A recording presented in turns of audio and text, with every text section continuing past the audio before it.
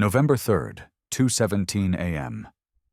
Wind slashed against the windows with sharp whistles, as if nature itself was scratching to get in, while rain painted restless streaks across the glass like frantic brush strokes. Inside, shadows ruled the hallways. The lights had flickered an hour ago, and never recovered. In the dim kitchen, the dull hum of the refrigerator provided the only sign of life beyond the storm, until a soft click of a switch echoed into the quiet.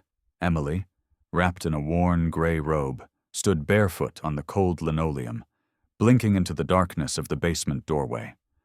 One hand gripped the edge of the wall, the other extended toward the shadows as she called again, "Cooper, come on, boy." Her voice cracked slightly, an unintentional tremor betraying something deep in her gut she wasn't yet ready to name. But Cooper didn't move. The golden retriever, usually a model of obedience, a beacon of gentleness, stood stiff at the top of the basement stairs, hackles raised, body low, every muscle locked, as if an invisible tether yanked him back from the descent. His eyes were wide, focused not on her, but on the darkness below, unblinking and sharp. He growled, not loudly, but low, guttural, almost mournful, the kind of sound that doesn't just warn, but begs. Emily's brow furrowed. She'd never heard him growl like that, not even when the raccoons used to sneak into the backyard trash, not even when strangers approached on walks. She stepped forward cautiously, flipping the hallway switch again. A hopeful click, but still no light. The basement bulb had blown weeks ago, and she hadn't replaced it. She hadn't had a reason to. That space had been off-limits since Mark died. His tools, his workbench, his scent, they all lived down there now, preserved like a shrine she wasn't ready to confront. But the storm had tripped something, and if the power was going to come back on, the fuse box was the place to check. Still, Cooper wouldn't move. He let out another whimper, one she hadn't heard since the night Mark's uniform came home folded in a flag. "It's okay," she said softly, but she didn't believe herself. And then, from the basement, a sound. Subtle. Faint. A slow, deliberate scrape against concrete, like something being dragged or shifting on its own. Cooper exploded into a violent bark, startling her backward, his body lunging but not forward, never forward. His bark wasn't directed at a presence, but the absence of light, the void at the foot of the stairs. Emily froze. The wind howled louder. Her pulse quickened. What if your best friend saw something? You couldn't. And just as she leaned slightly forward, hand reaching for the stair rail, Emily used to believe silence was peaceful, the kind that greeted you after long days, when the world slowed and you could just be. But now silence had taken on a darker hue, thick and echoing, like living in a house filled with ghosts who refused to speak but never left. It followed her from room to room, clinging like humidity, suffocating in its weight. The house, though modest, had grown vast since Mark's death 6 months ago.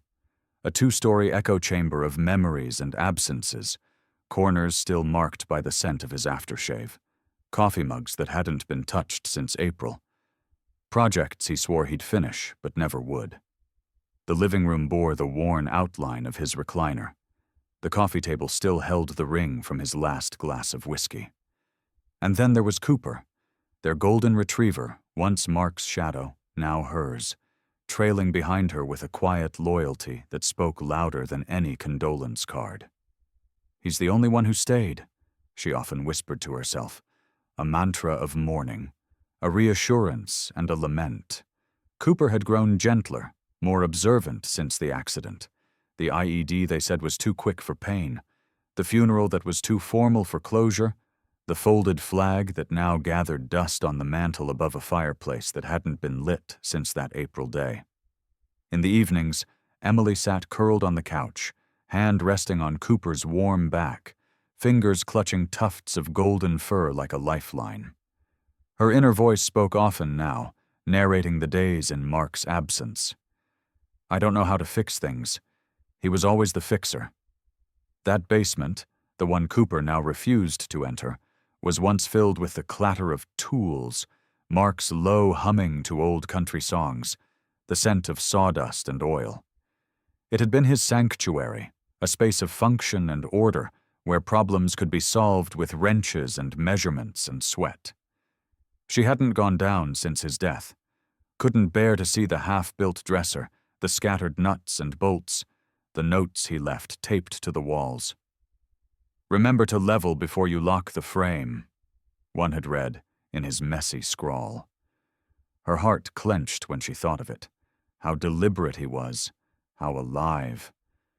And now, as Cooper lay curled by her feet, head lifting at every creak, every whisper from beneath the floorboards, Emily realized how much of her had tethered to this dog, this last living remnant of a life that once felt whole. She looked at him now, not just as a pet, but as a sentinel, as something ancient, something vigilant, as if he carried pieces of Mark's soul in his amber eyes. The storm outside was fading, but something inside her had begun to stir. A shifting awareness that grief had kept her above ground. But something else, darker, deeper, might be waiting for her below. The darkness after the bark was so complete it felt deliberate, as if the house itself had exhaled and held its breath, waiting. Emily stood at the top of the basement stairs longer than she realized, her hand still half raised toward the rail. Cooper pressed against her leg, trembling, his eyes fixed on the blackness below with unwavering intensity. Then came the sound, not the familiar hiss of a pipe or the clunk of settling beams, but something far less explainable. A thud, distant and muffled, yet dense with weight, like something solid being dropped deliberately onto concrete. It came from below. The basement. It wasn't loud in the traditional sense, but it carried a certain wrongness, a texture of unease that crawled up Emily's spine and settled like frost in her bones. Cooper's hackles rose again, his tail stiff, and he let out a low growl so soft it was barely more than a vibration against her shin. Emily swallowed, forcing air back into her lungs, heart pounding in her throat like a second storm. She stepped back, closed the basement door with a shaky hand, and turned the lock, a motion more symbolic than protective. And as if on cue, the lights flickered back to life, sputtering through the house with a soft hum. The timing was too perfect, too theatrical. But she laughed anyway, a brittle sound as hollow as the silence that followed. "Just the water heater," she murmured to herself, trying to believe it, needing to believe it, though even she could hear the unconvincing tremble beneath her breath. Cooper didn't relax. He stood staring at the door, as though expecting it to vanish. Or worse, open.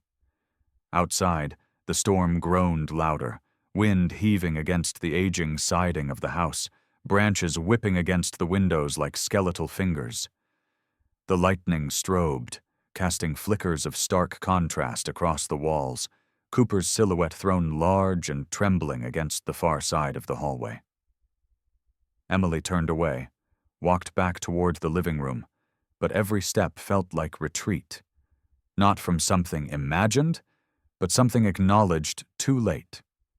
She sat on the couch, pulled the blanket around her, and Cooper finally followed, though he positioned himself directly in front of the hallway, a sentinel. His eyes never left the basement door. The storm raged on, and as thunder rolled in waves across the sky, it was mirrored by the unrest in her chest.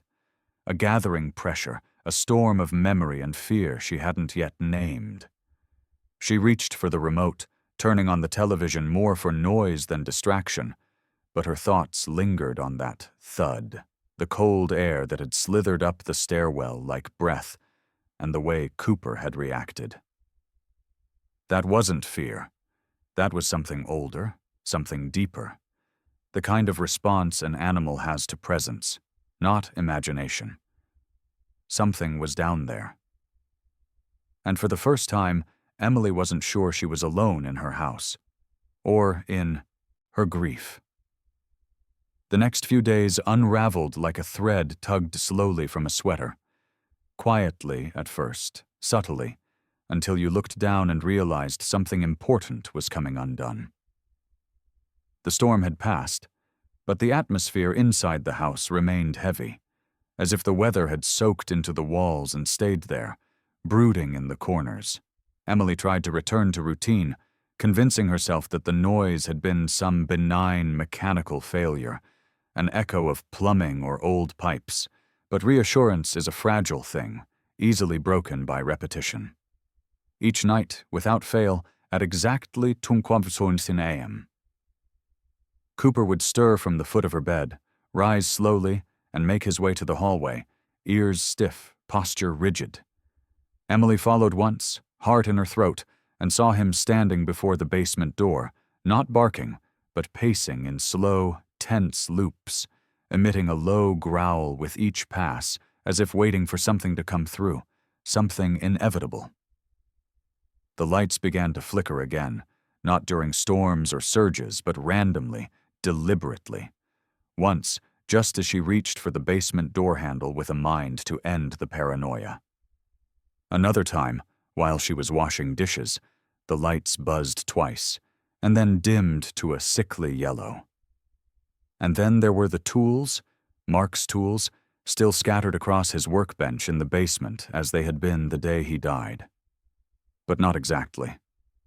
One morning she noticed the hammer had been placed perfectly parallel to the edge of the workbench. The next day, the socket wrenches, once loose in a tray, were aligned by size. It was subtle, maddening, like a hand trying to restore forgotten order in the dark. She told herself maybe she had done it absent-mindedly, part of some sleepless fugue state. But she never remembered going down there. She hadn't stepped foot on those stairs since the night of the storm. Sleep became a fractured mirror, dreams bleeding into waking hours. In one recurring nightmare, she stood in the basement, surrounded by silence so loud it felt like pressure on her skin. There, in the corner where Mark had once kept an old chest, a voice would call out, not loudly, but with startling clarity. "He's still down there." It was Mark's voice, undeniably his. Not a memory, not a hallucination, but a whisper echoing from the farthest part of her mind, or perhaps from the house itself.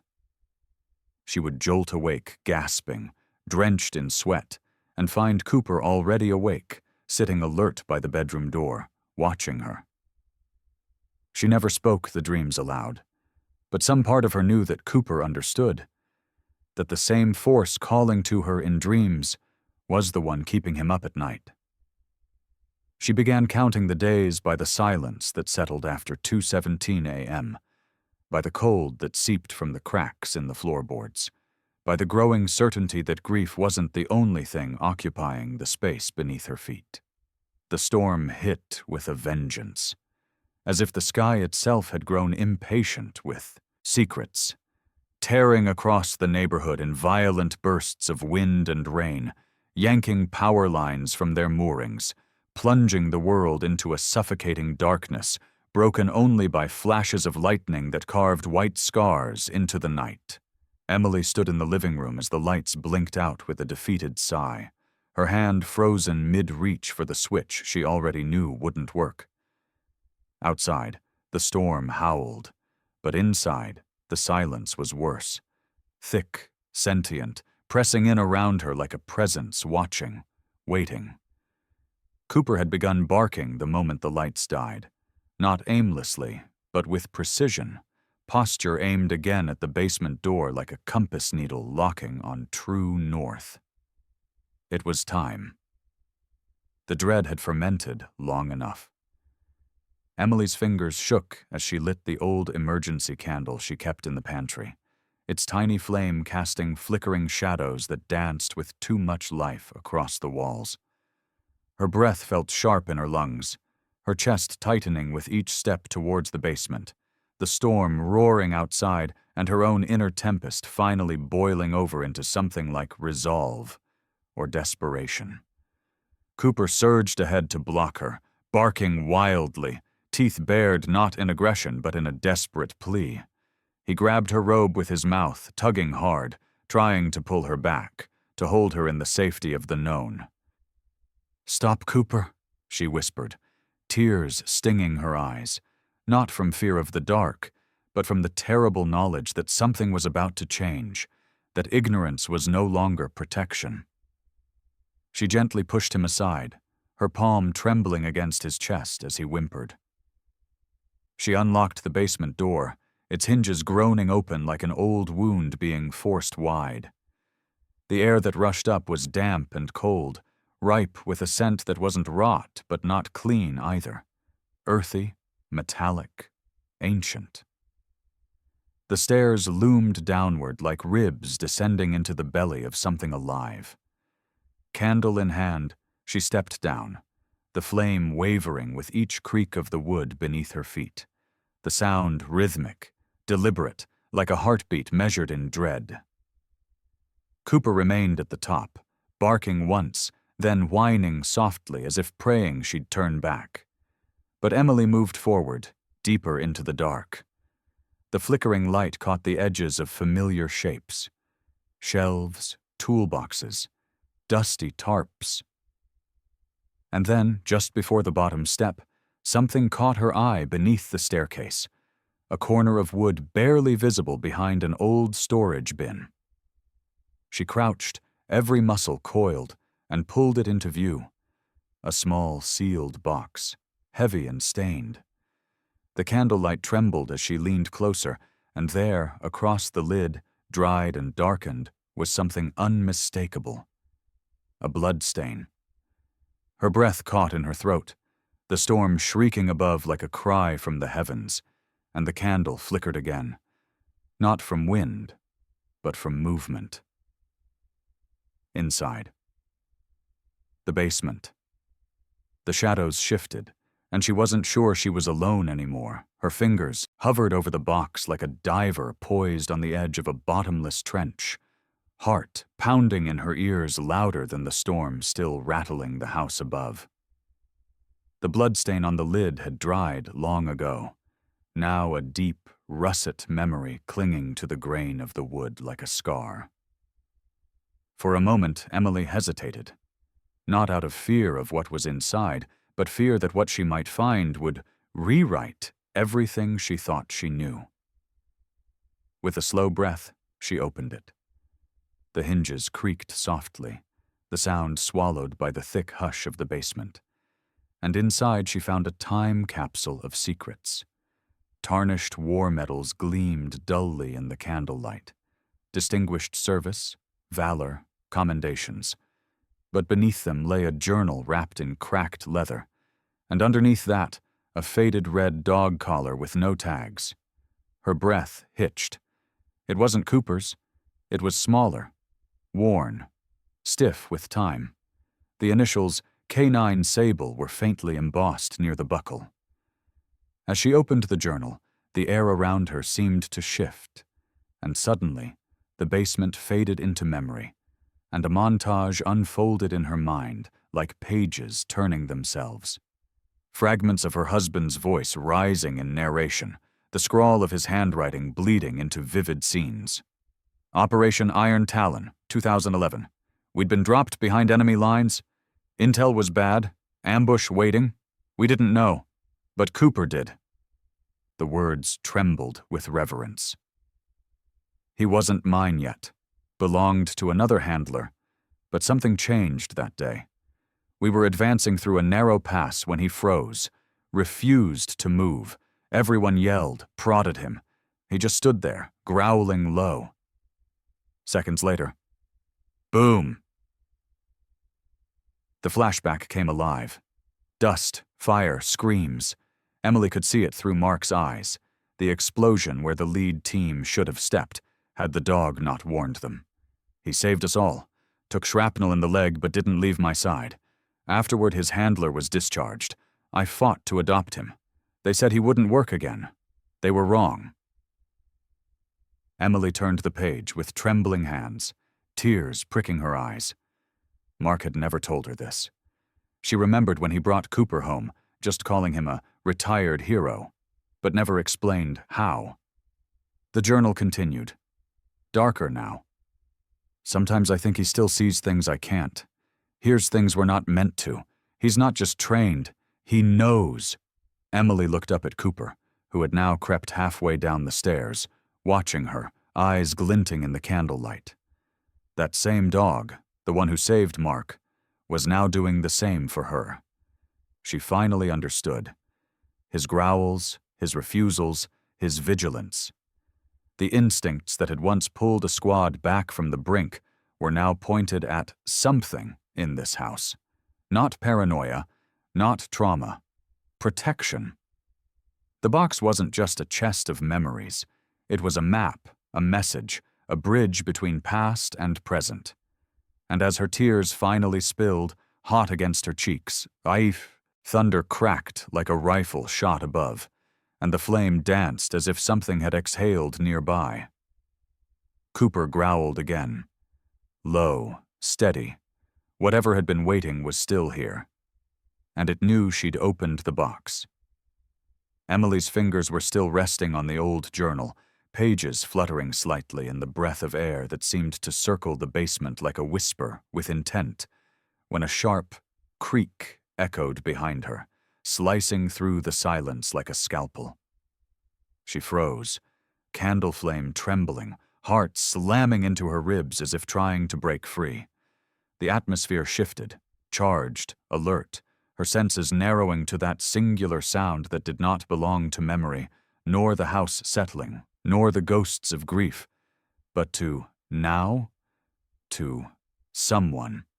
She turned slowly, breath caught halfway up her throat, and there, barely visible in the thin halo of flickering light, muddy boot prints trailed across the concrete floor behind her, still wet, leading from the storm cellar door that she knew had been locked. They were large, deliberate, and fresh. The realization hit like a second storm.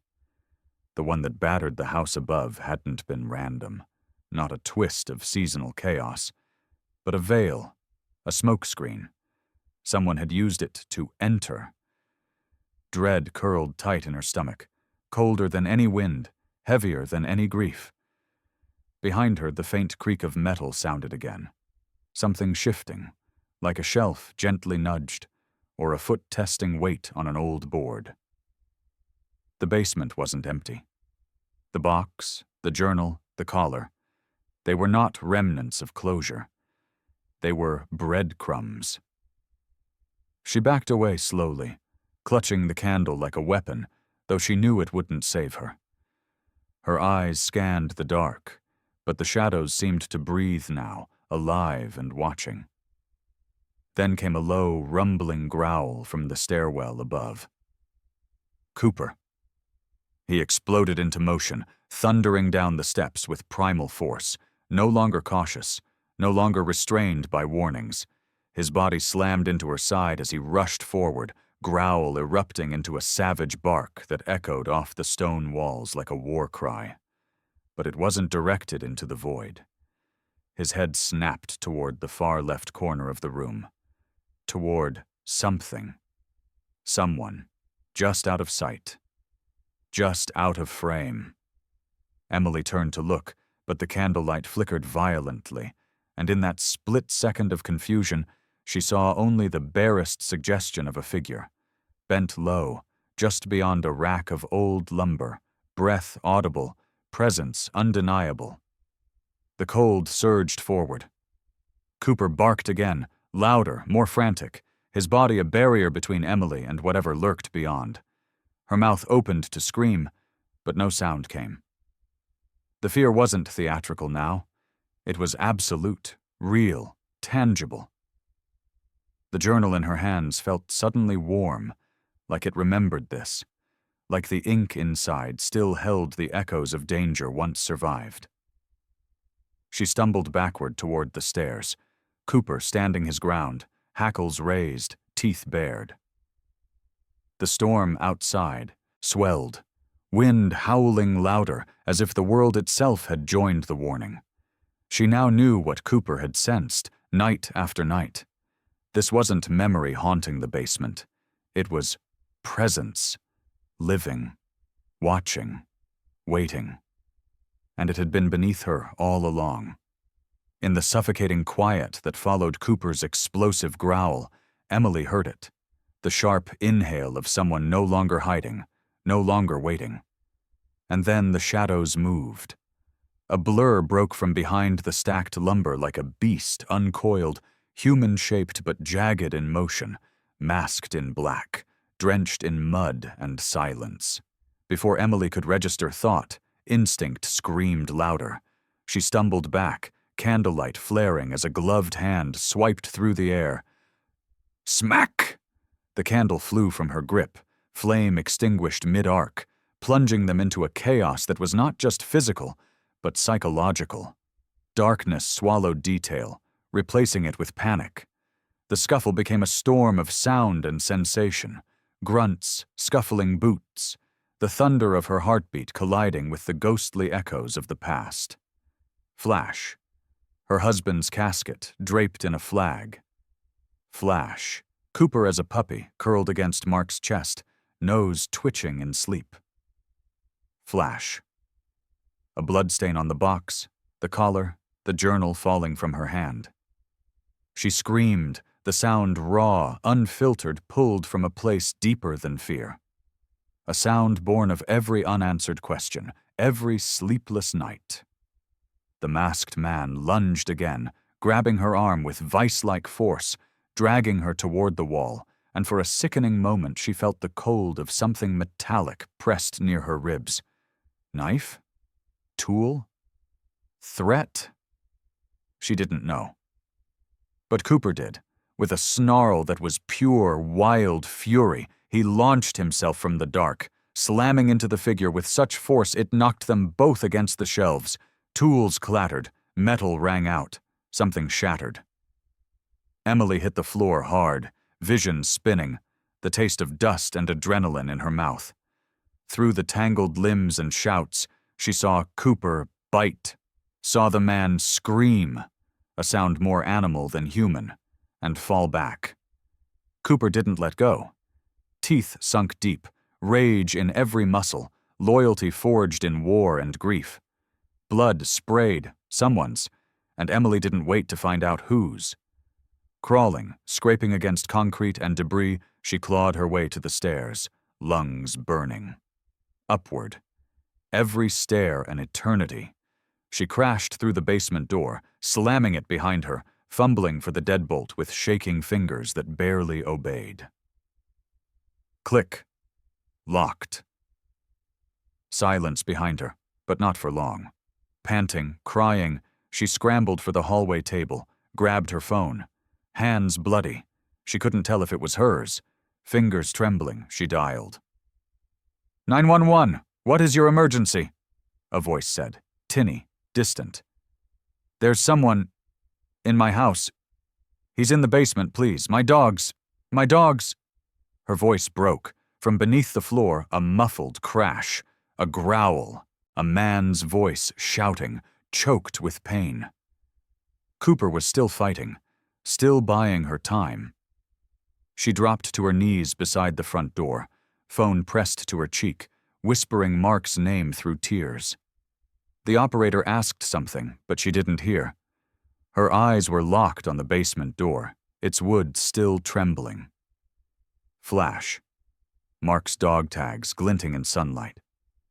Flash. The phrase in his journal. He doesn't just obey, he knows.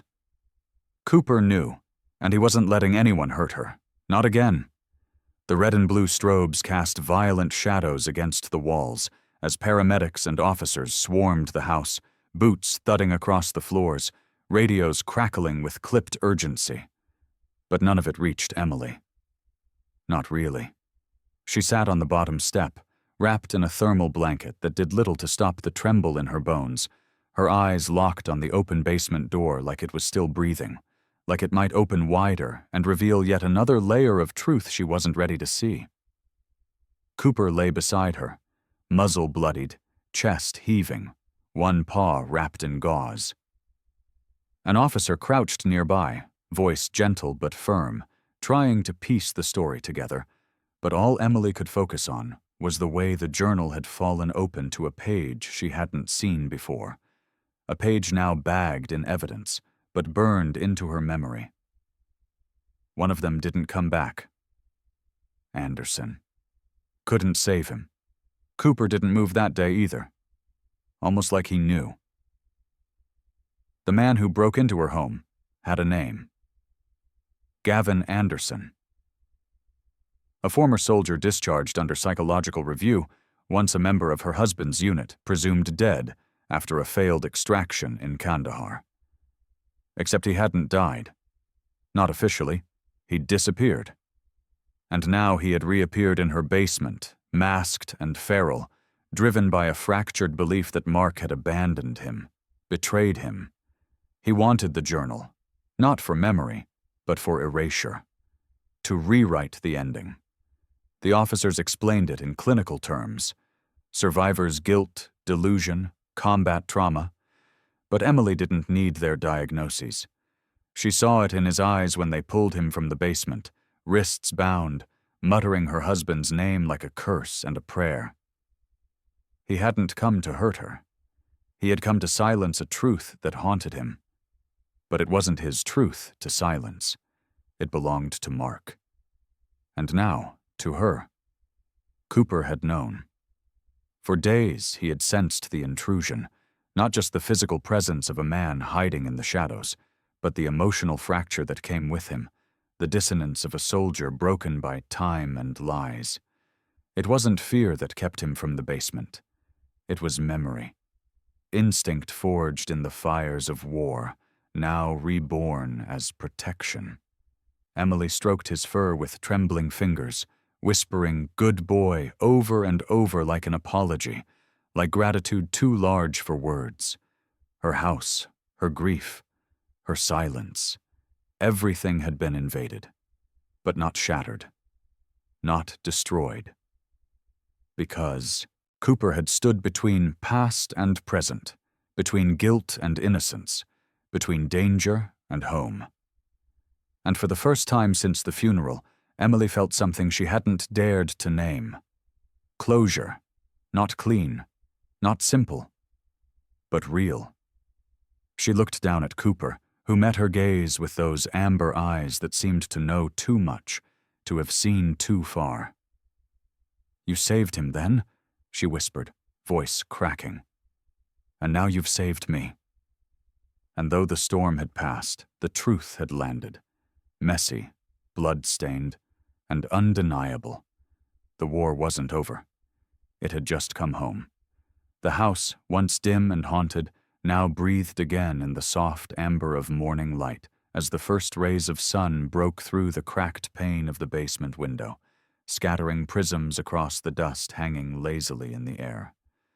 The light crept in slowly, brushing over the scuffed floorboards, kissing the edges of overturned tools and scattered memories, before finally reaching Emily and Cooper, curled together near the foot of the stairs where night had once swallowed them whole. The storm was over, outside and within, and in its place was a fragile kind of calm, not the silence of grief, but the stillness that follows survival. Emily sat cross-legged, fingers tracing slow, rhythmic circles through the fur behind Cooper's ears, her other hand gently resting over the old red collar now resting on her lap. Her eyes, rimmed with exhaustion, were not empty anymore. They were full of sorrow, of understanding, of the heavy, golden kind of peace that only comes after truth is finally faced. A slow zoom captured the moment, her head resting lightly against Cooper's, his body finally still, not in fear, but in earned rest. The camera lingered as light poured wider, illuminating the journal lying nearby, now closed, but no longer forgotten.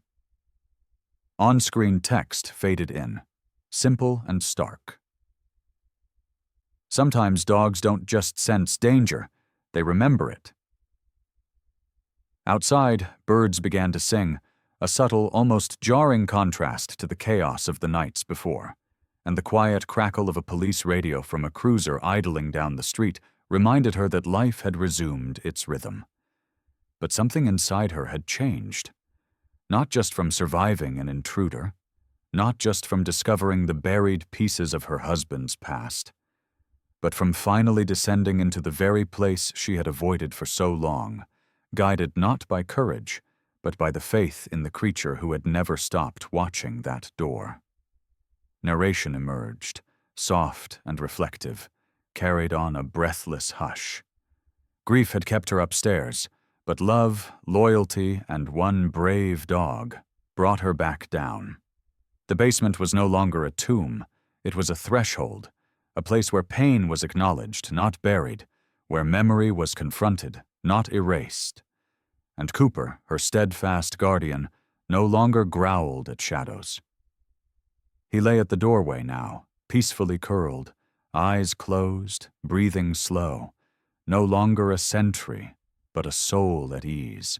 The camera pulled back, framing them in wide shot as light filled the hallway, stretching toward them like forgiveness. And as the screen slowly began to fade to black, the final image lingered. Cooper resting quietly by the basement door. Open now. No growl, no fear. Just quiet, just light.